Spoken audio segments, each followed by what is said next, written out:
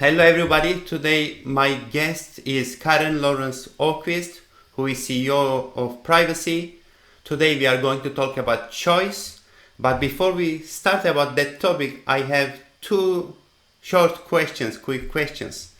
Karen, you didn't let me to introduce you as a privacy expert. Could you please explain me why you didn't let me to introduce you and how should I call you? Yeah, you can call me a privacy practitioner. I don't believe that anybody, I'm a privacy practitioner niched in GDPR, the General Data Protection Regulation. Now, nobody can call themselves an expert because basically GDPR, to achieve those beautiful 6 words, the privacy nirvana in the GDPR, data protection by design, by default, we need so many experts that are niche. So I am niched in GDPR. My background is mainly information security, IT, and all that kind of stuff. Whereas I'm not a legal guy, and I need a legal guy to help me with the deep legal stuff. So yeah, I know my bit. I'm a practitioner, and I am good enough to know where to get help. Just as the legal guy needs to be so good in his area that he needs to know when to pick up the telephone and say, Karen, I need your help. And this is why I call myself a privacy practitioner, not an expert. Nobody can be an expert. It's quite impossible. Yeah, as you say, so nobody should call themselves as an expert because we need so many practitioners or experts like you in different domains to help each other. Thank you very much. Exactly. But the thing is, you can't avoid other people calling you an expert. I know I had a marketing lady working in Privasee and she was always calling me an expert. And I said, no. It's impossible because clearly people want to use the word expert. And if you can stand up on stage and feel comfortable with your subject and discuss how it is in practice, clearly you get called an expert. But I don't call myself an expert. I call myself a practitioner. Okay, you call yourself practitioner, but I think I should call you also an expert in this domain also. But I have another question, like Privasee. So it is related to privacy, but could you please explain how did you come up with this name for your firm? Oh, Privasee. Yeah, actually, so it's got 2 parts to the name of our company. So Privasee per se, as in privacy, if you're a Brit, they say Privasee, or you say privacy, Privcy, privacy, or you would use the words I can't even spell anymore, or you could say, if you sort of, what I've done is I've appended SEE onto priva because privacy is the right to a private life. Yes. C is that one of the threats of privacy, well, if you take the privacy, the panopticon effect, or if you take the Hawthorne studies, basically the mere act of being observed causes us as human beings to change our behavior. Yes. So these 2 parts basically make up what we are about. So, we were founded on the feeling that, we believe we're privacy advocates first and foremost. But anyway, we have to make money too. So that's another story. I understand. Perfect. Very nice name, very creative name, I should say. And then main topic of the day, like choice. So do we have choice when we use digital tools and products? What can we talk about choice that we have? Yeah, okay. So basically, choice, if we just get away from all this digital stuff and just talk about choice as a human right, if you don't have choice, then nothing else works. So if we go back to the Human Rights Declaration of 1948, it is a human right to have choice.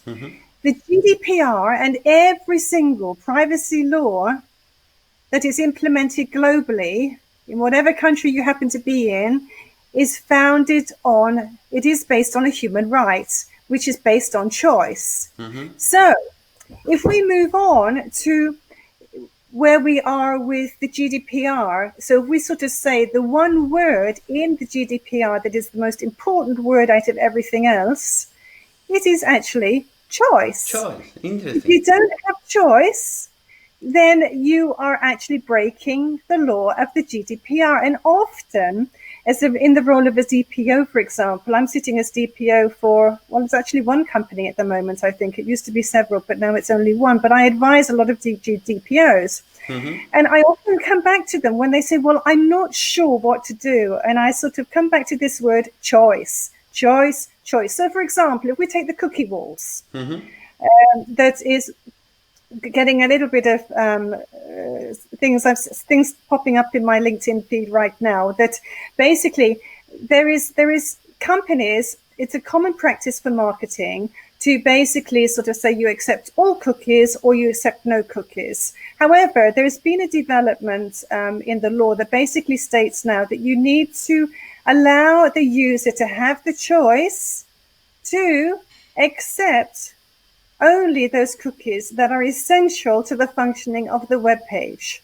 And they should have the choice, and this means that if they want to have more cookies, then they can choose them or they can reject them. But they should have the right and the choice to actually visit the website and view the website as any normal user, which means on a technical level, you need to separate the essential cookies from the non-essential cookies. So you can't sort of have a marketing team that sort of comes out with the idea, I know, we'll make it difficult for them that.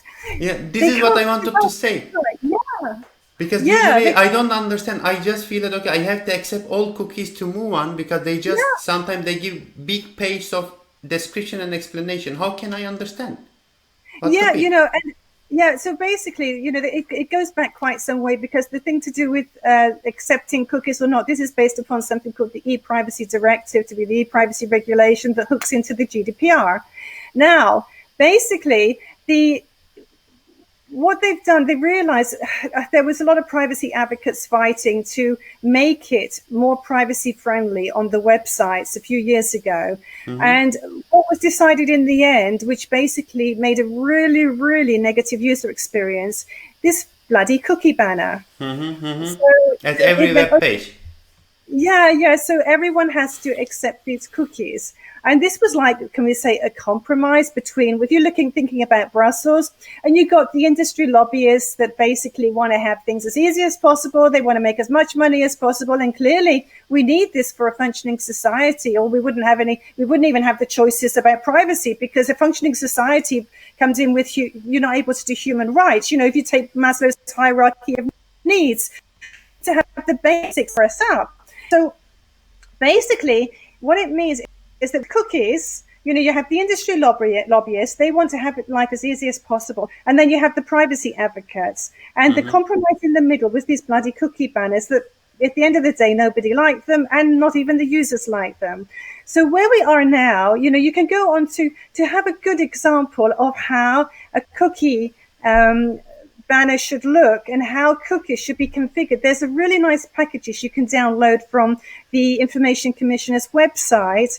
And so what you can do, you give it to your website guys, they will actually install it. And what needs to be decided on the essential cookies versus the non-essential cookies. And the essential cookies are what the technical guys can tell you what the essential cookies are, what's needed for this website to function.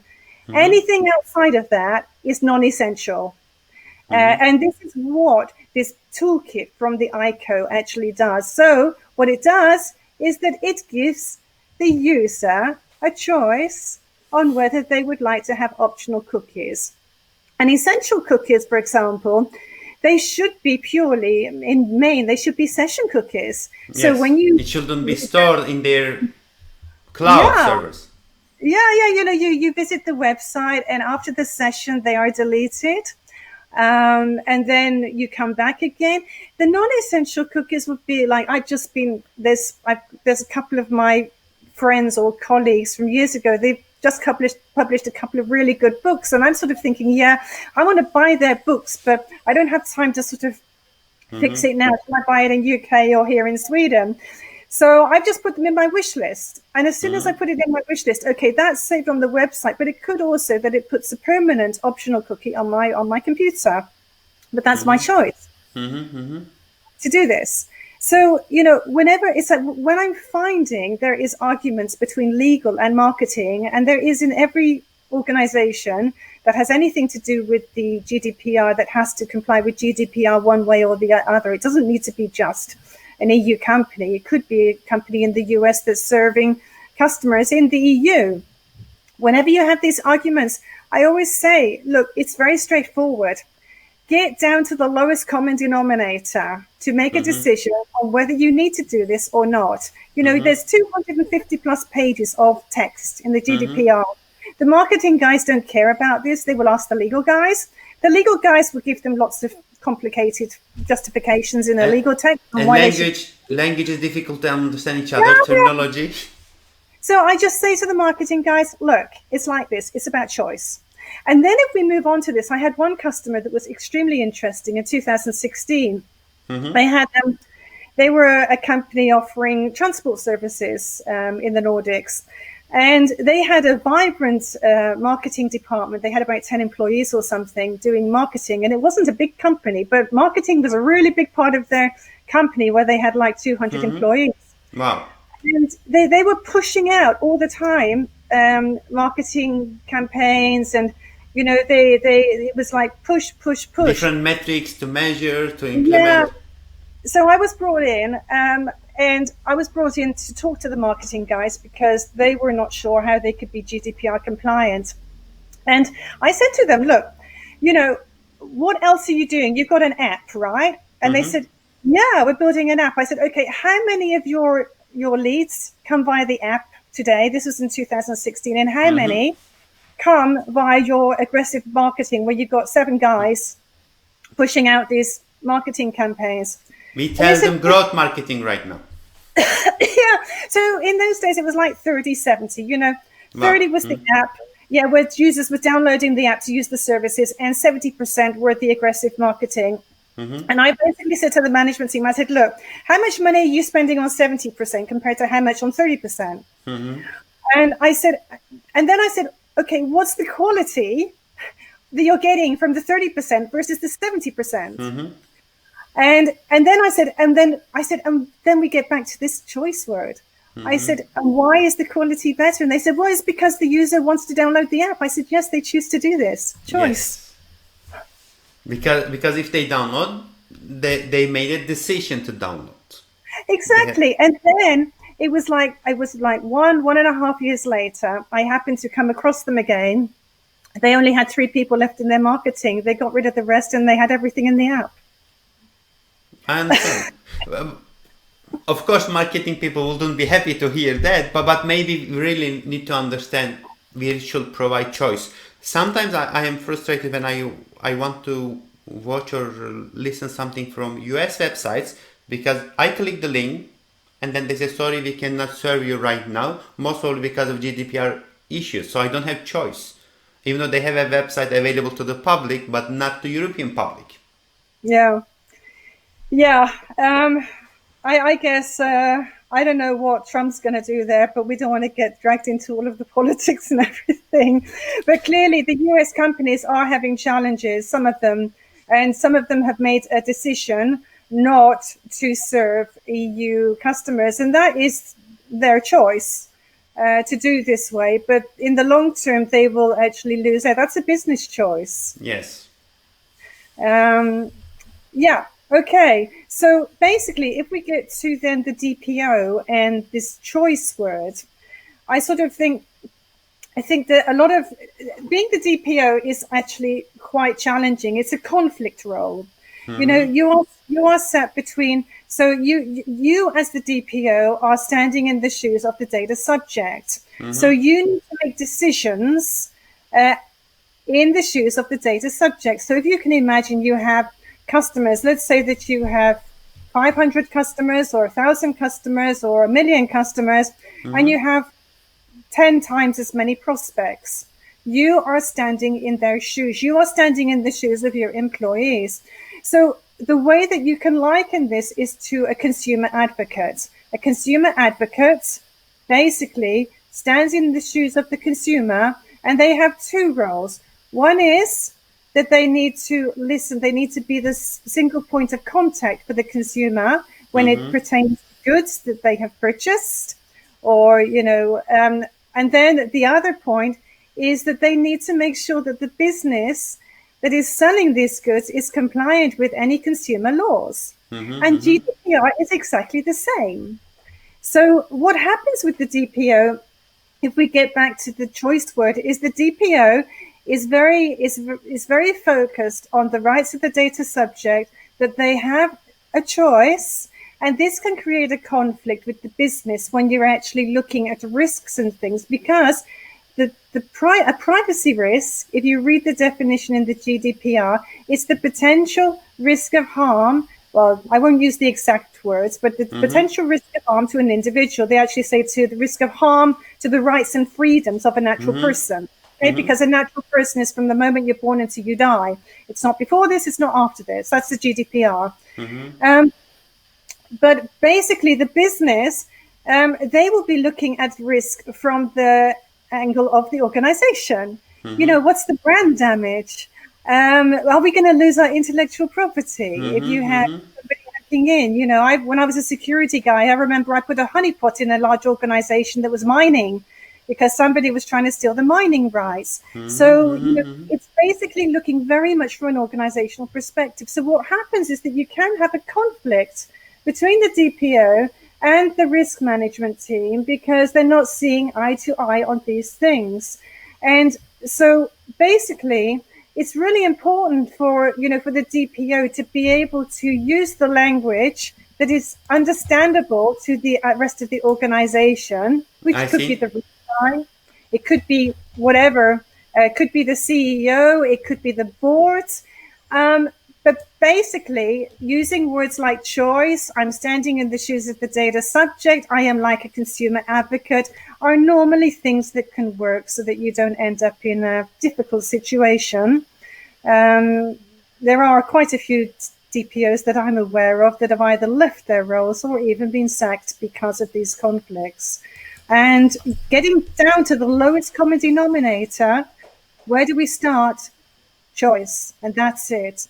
Just as there is actually, we could talk about this next time, the OECD privacy principles, there's 8 of them, which I often use as the lowest common denominator in communicating to the legal teams and non-legal guys in global organizations that are working with GDPR and parts are not working with GDPR. We need to have a common place to start where we all agree. Thank you very much. It seems it is really very challenging but very important, exciting role that you have and people, especially like you, have. You already came up with the next session's topic also. So thank you very much for being my guest and coming to this show, and hopefully we will meet you more next time. My pleasure.